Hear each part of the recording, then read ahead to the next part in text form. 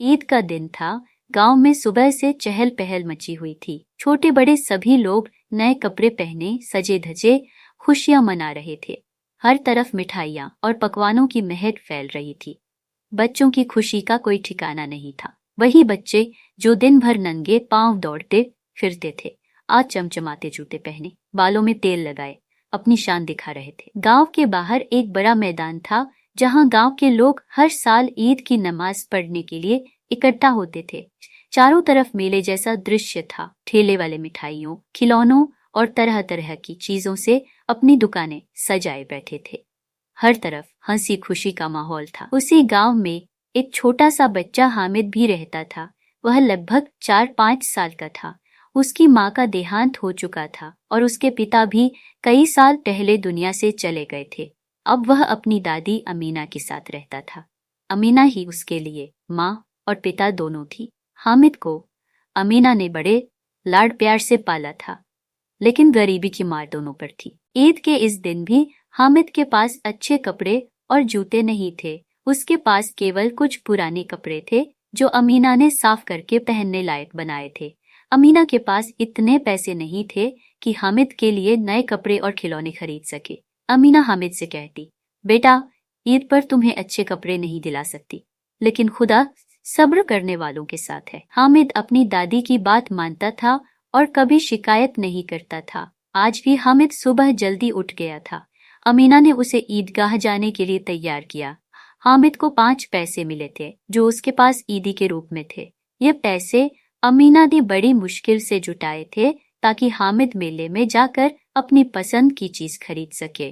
हामिद के दोस्तों ने उसे बुलाया और वे सब ईदगाह की ओर चल दिए। रास्ते भर बच्चे हंसी मजाक करते, कूदते फांदते चले जा रहे थे। ईदगाह पहुंचने पर सबने नमाज अदा की। नमाज खत्म होते ही बच्चे मेले की ओर दौड़ पड़े। वहां मिठाइयां भी थीं, खिलौने थे और बहुत सारी रंग बिरंगी चीजें थी। हामिद भी वहां पहुंचा, लेकिन उसके पास सिर्फ 5 पैसे थे। उसने देखा कि उसके दोस्त मिठाई खा रहे हैं, लेकिन हामिद उन चीजों को देखकर भी नहीं देखता। उसे अपने पैसों की अहमियत पता थी। वह सोचने लगा कि इतने पैसों में वह क्या खरीदे। उसके पास कोई विकल्प नहीं था कि वह अपने दोस्तों की तरह पैसे खर्च करे। तभी उसकी नजर एक दुकान पर पड़ी जहां लोहे की चिमटा बिक रहा था। हामिद की आंखें चमक उठी। उसे याद आया कि उसकी दादी जब तवे से रोटी उतारती है तो उनके हाथ जल जाते हैं। अगर वह यह चिमटा ले जाए तो दादी के हाथ नहीं जलेंगे। हामिद ने दूसरा विचार किए, चिमटा खरीद लिया। वह चिमटा लेकर बहुत खुश था और उसे लेकर अपने दोस्तों के पास गया। लेकिन हामिद के दोस्तों ने उसका मजाक उड़ाया। उन्होंने कहा, हामिद, तू भी बड़ा बुद्धू है, इस चिमटे का क्या करेगा, इससे खेलोगे कैसे? हामिद ने उनकी बातों पर ध्यान नहीं दिया। वह अपने निर्णय से संतुष्ट था। उसके लिए सबसे बड़ी खुशी यह थी कि अब उसकी दादी के हाथ नहीं जलेंगे। वह बड़े गर्व के साथ चिमटा हाथ में लेकर चल पड़ा। उसे लगा जैसे उसके पास कोई अनमोल खजाना है।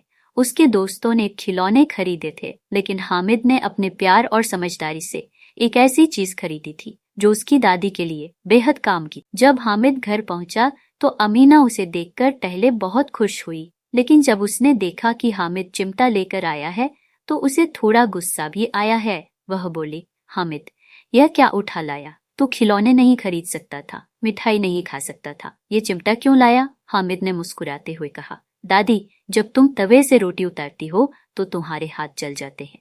अब यह चिमटा तुम्हारे काम आएगा। हामिद की बात सुनकर अमीना की आंखें भर आईं। वह समझ गई कि हामिद का यह छोटा सा तोहफा उसकी निस्वार्थ भावना का प्रतीक है। अमीना ने हामिद को गले से लगा लिया, बोली, तू तो बहुत समझदार है, अल्लाह तुझे लंबी उम्र दे।